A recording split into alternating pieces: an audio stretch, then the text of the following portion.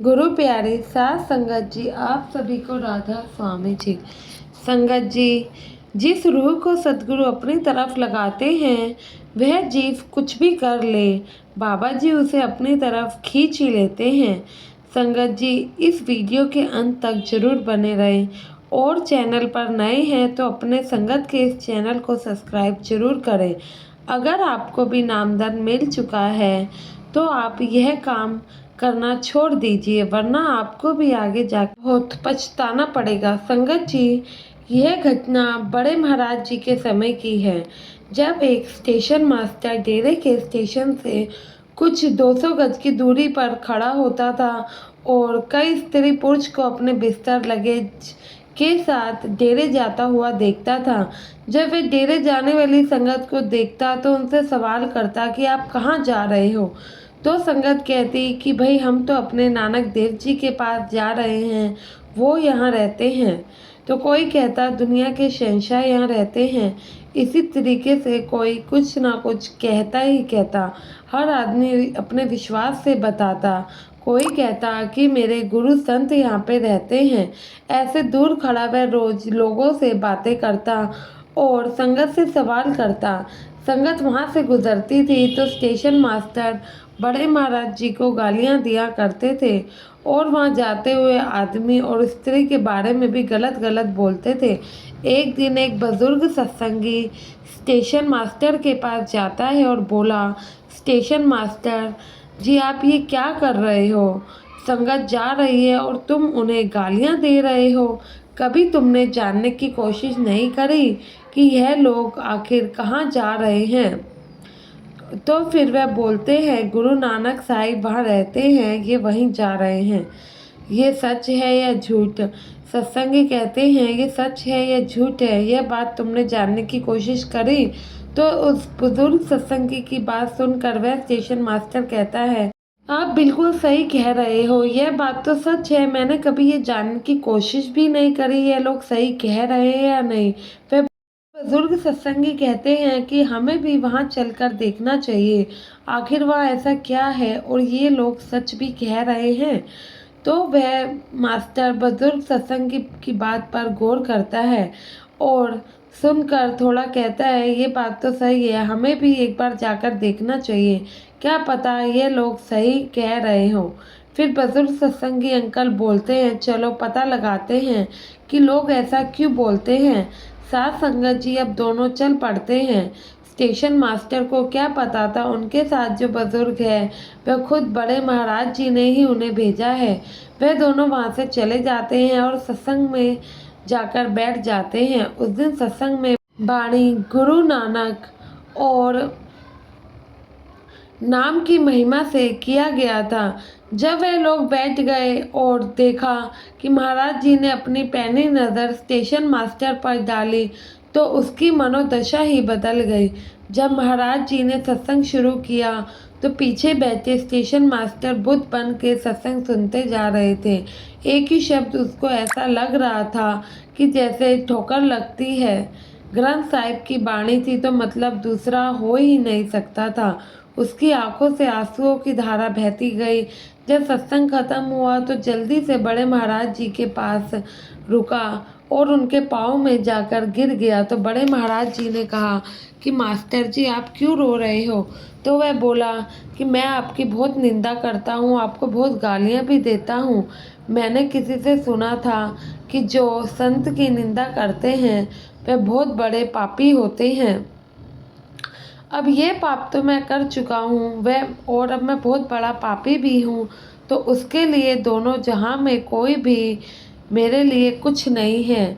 बड़े महाराज जी उसे समझाते हुए कहते हैं अगर तुम मेरी निंदा करते थे तो इसका ध्यान करते थे, मेरा ना, इसलिए तुम्हारे जो भी पाप है वो सब नष्ट होते हैं।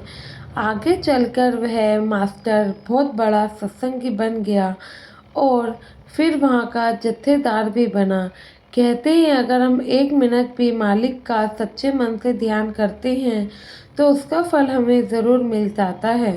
साथ संगत जी अब मैं आपको बताती हूँ, उसे बड़े ध्यान से सुनिएगा। अगर हम संतों के बताए रास्ते पर चलते हैं तो हमें पक्का ही मोक्ष मिल जाएगा। साध संगत जी, ये जो संत होते हैं वे किसी की निंदा नहीं करते हैं। एक जमाने में एक राजा हुआ करता था। उसका एक नियम था कि अगर कोई 12 बजे तक उसके पास आ जाए तो वह उसे दान देता था, पर 12 बजे के बाद वह दान नहीं देता था। एक दिन राजा अपना दान पुण्य करके 12 बजे अपने तख्त से उठ जाता है और अपने तबेलों में घोड़े को देखने के लिए चल पड़ता है।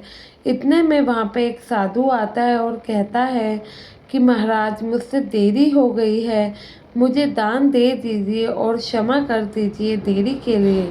साधु को देखकर राजा कहता है, दान करने का समय तो केवल 12 बजे तक ही होता है।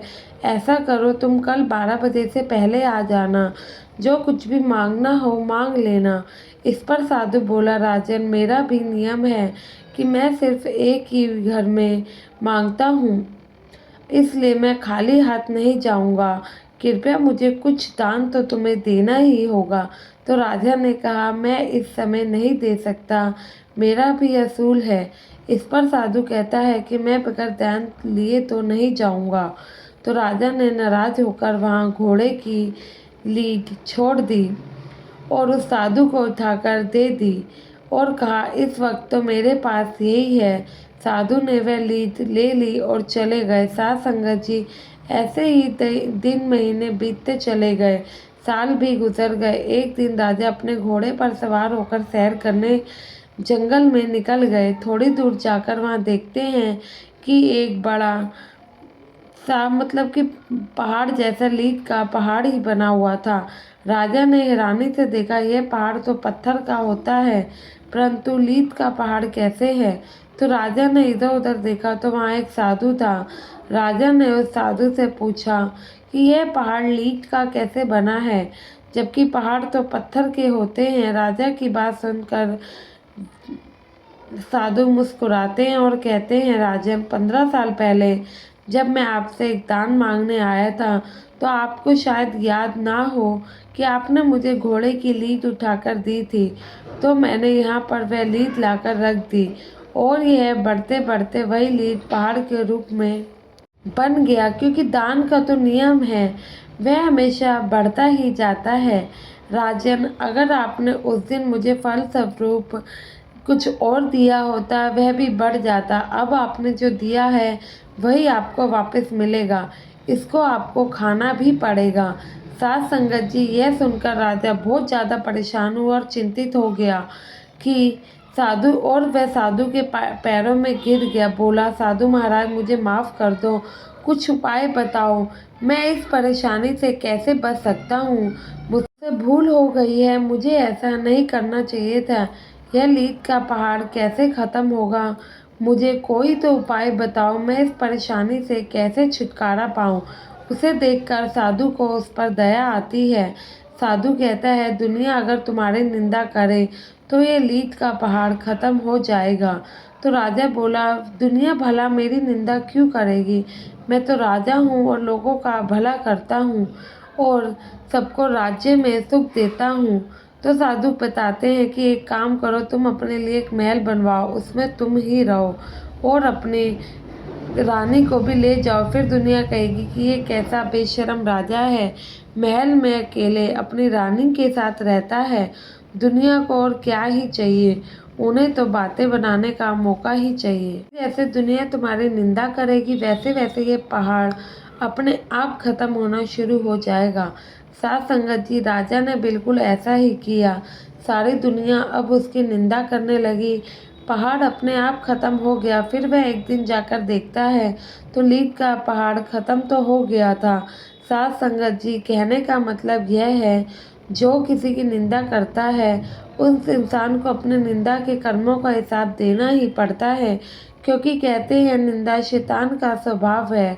इसलिए इंसान का नहीं, निंदा पर गुरु अमरदास जी कहते हैं, जो निंदा करते हैं वह घोर पाप करते हैं। इसी तरीके से कई और भी संत कहते हैं, पराई निंदा करने वालों के कहने पर नहीं जाना चाहिए, उनका बहुत बुरा हाल होता है। क्योंकि कोई किसी की निंदा करता है तो सारे दुख तकलीफ झेलने पड़ते हैं। निंदा पर पलटू साहब भी कहते थे, जो निंदा करते हैं वे हमारे गुनाह अपने ऊपर ले लेते हैं। एक पहुँचे हुए फ़कीर ने भी कहा है, अगर निंदा करोगे तो अपनी माँ की ही करूँगा, जिससे उसके सारे बुरे कर्म मेरे ऊपर आ जाए, जिससे कि मेरी माँ अच्छा बन सके, उनकी सेहत अच्छी हो सके। इसलिए हमें भी करना हो जाना चाहिए और किसी की हमें निंदा नहीं करनी चाहिए। आशा है इस वीडियो के माध्यम से आप ज़रूर समझे होंगे। यह कोई ऐसे वैसे आम वीडियो नहीं है, बल्कि एक सच्ची घटनाओं पर आधारित साखी हम आपको सुनाते हैं, ताकि जिन पर विश्वास करके आप अपने जीवन की कुछ बातों को बदल सके और बाबा जी के दिखाए सही रास्ते पर चल सके। आशा है आपने संगत के इस चैनल को ज़रूर सब्सक्राइब किया होगा। मिलते हैं अपने अगले वीडियो में। कमेंट में राधा स्वामी लिखना ना भूलें जी। गुरु प्यारे साथ संगत जी, आप सभी को राधा स्वामी जी।